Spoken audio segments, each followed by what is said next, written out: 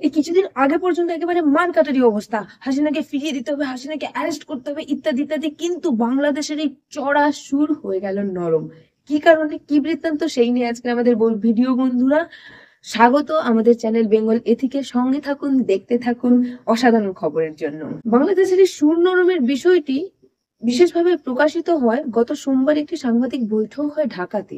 সেখানে বাংলাদেশের পররাষ্ট্র উপদেষ্টা তৌহিদ হোসেন তিনি তার বক্তব্য খুবই সংক্ষিপ্ত রাখেন, যদিও সেখানে খুব স্বাভাবিকভাবে হাসিনার প্রত্যাবর্তনের বিষয়টি উল্লেখ আসে এবং সেখানে তিনি এই বিষয়টিকে যাকে বলে একেবারে জাস্ট লাইট টাচ আপ দিয়ে বেরিয়ে যান। তিনি তার বক্তব্যে বলেন যে হাসিনার ফেরানোর সাথে সাথে আরো অনেক বিষয় রয়েছে যেগুলো নিয়ে বাংলাদেশ ভারতের সাথে কথা বলতে আগ্রহী। এবং শুধু ভারত নয়, প্রতিবেশী তিনটে দেশের উল্লেখ করেন তারা, মার্কিন যুক্তরাষ্ট্র, চীন এবং ভারত। ভারত তাদের মধ্যে অন্যতম। যেখানে বন্ধুরা আমরা কিছুদিন আগেও দেখেছি যে বাংলাদেশের সরকারের তরফ থেকে প্রতিনিয়ত ভারত সরকারকে কূটনৈতিক চিঠি, যাকে বলে ভার্বাল নোট, এখানে কোনো সিগনেচার থাকে না এই ভার্বাল নোটে, সেই নোট দেওয়া হয় বারবার হাসিনাকে ফিরিয়ে দেওয়ার জন্য বাংলাদেশের হাতে। এছাড়াও ইন্টারপোলে বাংলাদেশ বারবার দাবি তোলে হাসিনাকে অ্যারেস্ট করা হোক। বারবার দিল্লির পররাষ্ট্র মন্ত্রকের চিঠি আসে বাংলাদেশের তরফ থেকে, হাসিনার শাস্তি চাই, হাসিনাকে ইমিডিয়েটলি ফেরত পাঠানো হোক। সেইখানে হঠাৎ করে কি এমন হলো যেখানে বাংলাদেশ সে বিষয় নিয়ে কোন রকম কোনো এমফাসাইজই করলো না। শুধু তাই নয়, কিছুদিন আগে পর্যন্ত একটি অভিযোগমূলক মন্তব্য বাংলাদেশের তরফ থেকে ভারতের উপর কানে আসছিল যে ভারত নাকি বাংলাদেশকে সমমর্যাদা দেয়নি। এমনকি হাসিনা যখন ছিলেন তখন নাকি তার নীতি ছিল অনেকখানি আত্মসমর্পণবাদী। তিনি নাকি অনেকখানি আপোষ করে চলেছিলেন, যেটা বর্তমান বাংলাদেশ সরকার করবেন না, এরকমটা জানা গেছিল, এরকমটা শোনা যাচ্ছিল। সেখানে হঠাৎ করে এই সুর বদলটা একটা প্রশ্নসূচক বিষয় বটে। আসলে তবে আমরা কারণগুলো একবার দেখিনি। যদি পর্যালোচনা করা যায় বর্তমান পরিস্থিতির, তাহলে দেখা যায় যে ভারত সরকার বাংলাদেশ সরকারের কথাই তো কখনোই হাসিনাকে ফিরিয়ে দেবে না। এমনকি সে বিষয় নিয়ে বাংলাদেশ সরকারের সাথে আলোচনায় বসবে কিনা সেই নিয়ে একটি বিশাল বড় সন্দেহ রয়েছে। একটা বড় কথা, ইম্পর্টেন্ট কথা খুব সার্কুলেট হচ্ছিল যে হাসিনা পালিয়ে এসছে। সেখানে একটা বিশাল বড় প্রশ্ন আছে, কি করে পালিয়ে আসা হয় যেখানে বাংলাদেশের বিমান বাহিনীর বিমান হাসিনাকে ভারতের মাটিতে ড্রপ করেছিল, সেখানে পালিয়ে আসা কি করে হয়?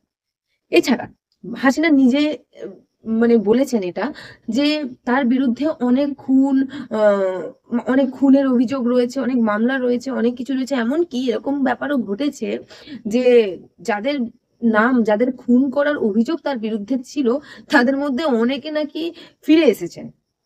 তারা খুন হননি, তারা জীবিত রয়েছেন। এরকম পরিস্থিতিও বাংলাদেশের মধ্যে তৈরি হয়েছে। সেখানে বাংলাদেশের জনগণরা বুঝতে পারছে যে এখানে পুরো ঘটনাটার মধ্যে একদম নিট পিওর সত্যি ছিল না। সেই একটা বিষয় তো রয়েছেই।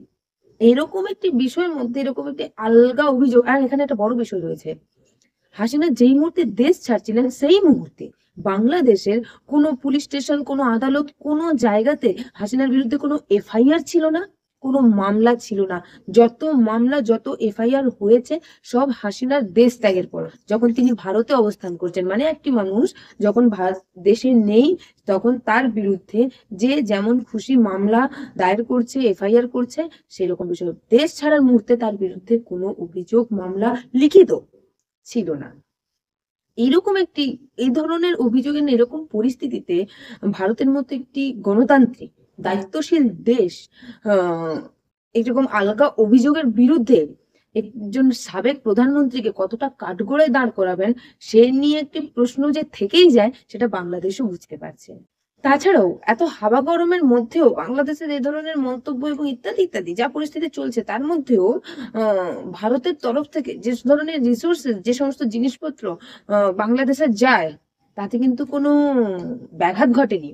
খুব স্বাভাবিক, সেটা উচিত। প্রত্যেক প্রতিবেশী দেশের মধ্যে সেই সুসম্পর্ক বজায় থাকাটা খুবই স্বাভাবিক, বাট স্টিল সেটা মাথায় রেখে পরিস্থিতি বিচার করা উচিত।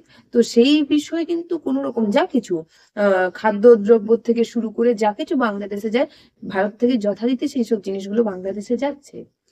ইন দ্য মিন টাইম বাংলাদেশের মধ্যে এই মুহূর্তে যা পরিস্থিতি, আইন শৃঙ্খলার বলুন বা আর্থিক অর্থনীতির বলুন কিংবা শাসন ব্যবস্থার বলুন, যাকে বলে মব জাস্টিসের প্রভাব ছড়িয়ে পড়েছে। জাস্টিস কতটা ঠিকভাবে হচ্ছে জানি না, মানে আইন শৃঙ্খলায় পুলিশ কম, আইনজীবীরা কম, পাবলিকরা বিচার বেশি করছে, পাবলিকরা গায়ে হাত বেশি তুলছে। এমনকি অর্থনীতির দিকে তাকিয়ে বোঝা যায়, এমনকি উচ্চপদস্থ কিছু পদকর্তারাও স্বীকার করেছেন যে আসন্ন দুর্ভিক্ষেরও একটি সম্ভাবনা রয়েছে বাংলাদেশে।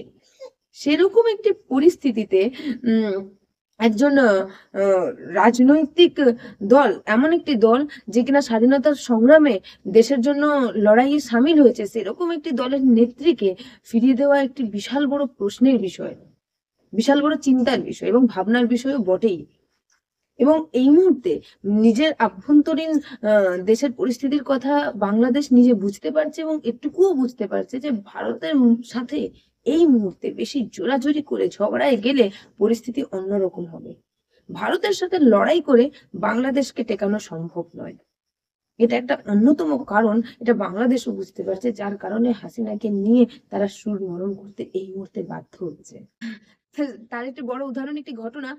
মঙ্গলবার মোহাম্মদ ইউনূস হঠাৎ করে কোনো রকম নোটিশ এবং কোনো রকম পূর্ব ঘোষণা ছাড়াই হঠাৎ করে বাংলাদেশে অবস্থিত ভারতীয় দূতাবাসে পৌঁছে যান এবং প্রয়াত সাবেক প্রধানমন্ত্রী ভারতের মনমোহন সিং তাকে শ্রদ্ধাঞ্জলি দেন। ঘটনাটি খুব স্বাভাবিক কিন্তু নয়। এটা তার মেবি ওয়ান স্টেপ টু এটা বোঝানোর জন্য যে তিনি ভারতের সাথে নরম সন্ধিতে অগ্রসর হতে চান।